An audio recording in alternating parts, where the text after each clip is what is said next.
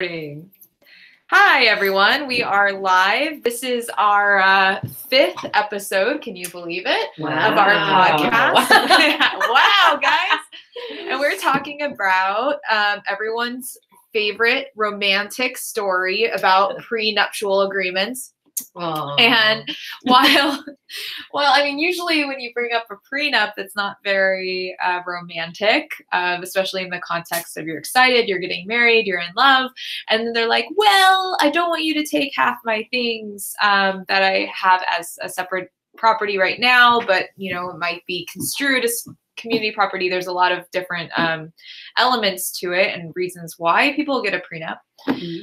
And because we live in a community property state, it's important to consider getting a prenup if you have business interests or other things that you might want to protect. Well, Rachel, what is a community property state? Everyone might not know that. This is true. A community property state is where whenever you get married, anything that is acquired during that marriage is considered community property, and each party has a 1/2 community property interest. And in normal talk, that means you get 50% and the other person gets 50%. Normal talk. Yeah, normal talk, not attorney talk. And that's different. Other states are not that way, but California is. So that's what we're going to focus on. Is California law, and obviously because we are in San Diego. Prenuptial agreements. Amanda, why don't you tell us a couple benefits of, I guess we should start. Why would you consider? Why would you? Yeah. Why would you? I think it's interesting because I have a lot of friends who either have gotten married in the last couple of years or are getting married now. And most people kind of balk when you talk about the idea of a prenup. They really are like, oh my God, I would never do that. And I think it's all about like how people talk about it. And they really think of it in a way that they shouldn't. I mean, to me, the idea of a prenup and the idea of having that is like the communication before you get married. So, you know, you should know everything that your future spouse has, how much they make, what their credit score is, how much debt they have, spending habits, like all of that stuff should be talked about. And doing a prenup requires you to talk about those things. So it's more about, I think the biggest thing is it's about open communication before you get married. And I think it's impressive. And I've known some people personally that have gotten married and didn't know that their now spouse was in significant credit card debt. And they didn't know that until after they had already gotten married. And then they're like, oh, this person really enjoys spending $5,000 on clothing every month. And I didn't know because they were kind of hiding it. And it was a whole thing. So yeah. Oh, it's really true. And it comes to, you know, when you try to do things like maybe buy a house together, or, you know, certain things, and you realize that somebody's credit score might not be what you thought it was, and you realize they have this debt. Those are conversations you should have before. Now, it shouldn't stop you from being the person you're with, but it should be open communication about how you're going to have your finances going forward. And I think it's a good starting point for people. Well, and Amanda, how did you meet your? I was just about to say, I was like, I don't know if I'm like, how open should you be? Should you just put it straight there? I talked about it. So I met my boyfriend almost 4 years ago. We met online, and one of the things in his dating profile was his credit score. So he included and he has a high credit score, which is a good thing. He's like, I have a 200. Being included, and I think, you know, when you're in your early 20s, that might not be so attractive. But when you're, you know, in your 30s, I was in my late 20s when we met, that you're looking for someone stable, and like the idea of, oh, I have a high credit score and I want to buy a house. Like those are important things. But I think what it also showed me is that he was being open and honest about finances from the beginning. And so it allowed me to as well, you know, especially talking about, I mean, I know all three of us feel this, but student debt. You know, I think people, you know, don't always talk about it because it's an anxiety, producing topic. But, you know, we had those conversations. But a lot of clients who come in for prenups or for premarital mediation, even if they're not going to do a prenup, they haven't always had those conversations. No, and it's terrifying to think that you're getting ready to marry this person. You haven't even asked them anything. Yeah. If you guys have kids, are both of you going to keep working? Do one of you think I want to stay home and the other one's like, hell no, you're not staying home? Like, these are issues that should be dealt with beforehand so you don't end up in our office later. Right. And I think something that also applies, you know, all of us in one capacity or another have been business owners. And so whenever you start a business, maybe before your marriage, and then you are getting married, that time that you're spending within your business is considered community property. And so the community needs to be reimbursed for that time, even though it's maybe you each have your own business and, you know, you consider your business your separate property. It's not always considered that way. And so a lot of people that maybe have their own business or have very specific interests will want to keep that separate. And you can only do that to make sure that you can do that is through a prenup. Because otherwise your business, even though you started it before marriage, maybe a portion of it's considered separate property. But if you've been running your own business, you know, for 10 years during the marriage, it's considered community property, even if the other person had their own separate stuff going on. So, well, and I think, you know, when I talk with clients, I'll always say, like, if you don't have a prenup, you do. It's the community property laws of our state. And so it's the idea of, like, if you want anything different than what California law says, then you want to have a prenup to talk about that and put in place. And, you know, I did another podcast recently, actually, with the myth, the idea being like, if I get a prenup, I'll get divorced. And I think that that's something that people think of, like, why should I set myself up for failure? Like, why am I having these conversations? Am I planning to get divorced? Why am I planning my divorce even before I've even walked down the aisle? But I think that that's totally not what it is. And another thing I always like to say is, like, do you buy like fire insurance or whatever? Do you buy home insurance because you plan on your house burning down? No, you buy it so it doesn't. A good majority of people don't plan on that.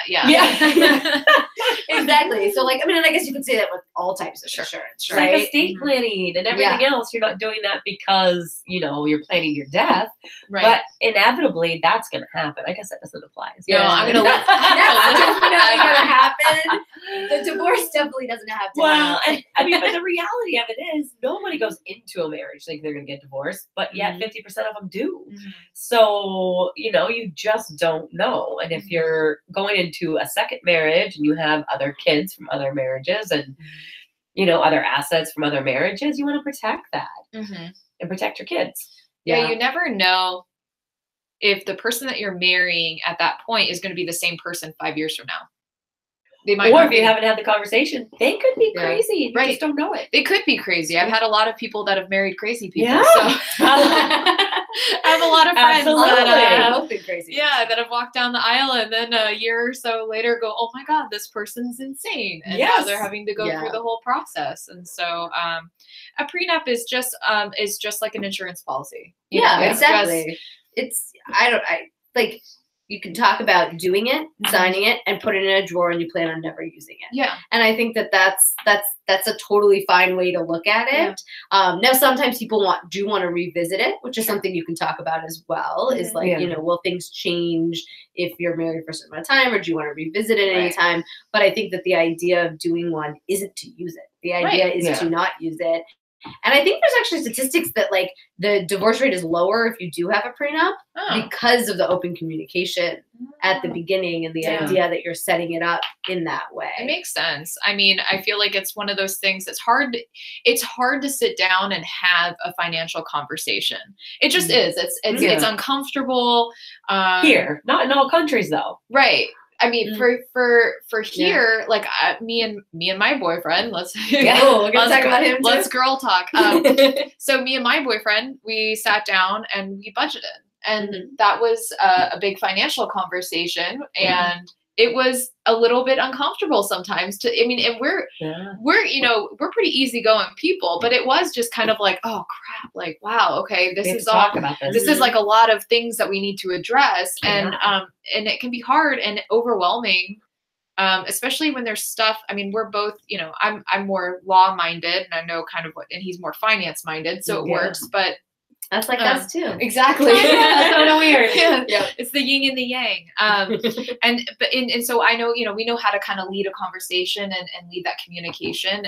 it's hard when you don't have a background like that. You know, if you Oh, don't have yeah. a financial Yeah. background. Especially if one person is way behind Right. on those issues. Yeah. Right. And it's difficult. And you might just not know what to talk about for a prenup too. Well, and a lot of it is like what you grew up with too, right? So it's not just about like what you feel comfortable with, but that comes from like how did your parents and how did your family deal with discussions around money.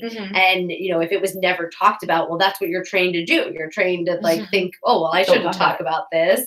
And you know, that certainly doesn't make it any easier to try to change that. Well, and that's funny too, because I had a client the other night who said, you know, her father just started her at a very young age about finances and how to do it. She said she was reconciling her checkbook at 7 years old. Like that's awesome. And she's amazingly successful. Yeah. And it's because at such a young age, she started creating those, you know, brain things and to say, this is what I'm always going to be focusing on money. I'm going to be focusing on, you know, I talk about it, I focus on it, I protect it, and all of it because of her father. And that's another podcast we can have about how important a father is in children's lives. Yeah. That's important. Because it is. Like my dad didn't talk to me really about finances and it infuriates me. So I talk to my kids about finances. Yeah.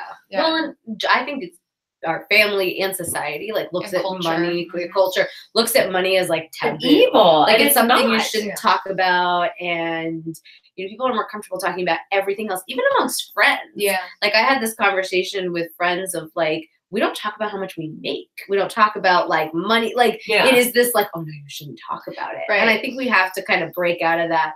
Not just with our partners, but also with like family and friends. What are you afraid of? Like, just have a conversation. So if someone was say interested in getting a prenup, whoever wants to go over, I guess what would be the process from say when they come in for like a general consult and then they kind of move forward? What would they do? Go ahead. Okay.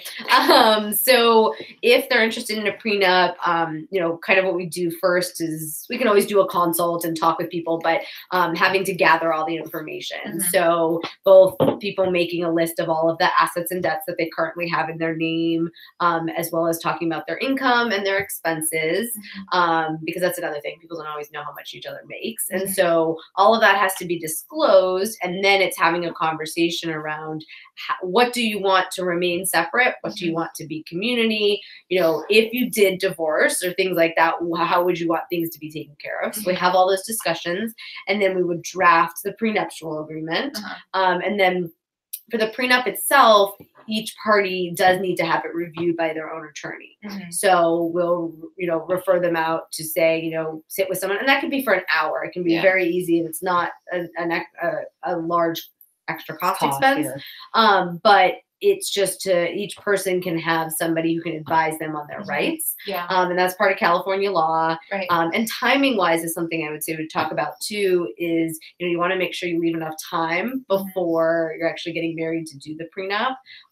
There's, and a lot of people know this, the Barry Bonds case is like the big one having to do with that, but you have to, a week before the wedding, basically. You can't show up on the day of the wedding to be like, here, sign this. And that's because you need to have a chance to have it reviewed. You need to, you know, think about what you're signing, and the idea that if somebody says sign this or we don't get married, well, if you sign it, there's you know, duress. So we make sure that all of those kind of rules are followed, and we'll go over that with people if they come in. Nice.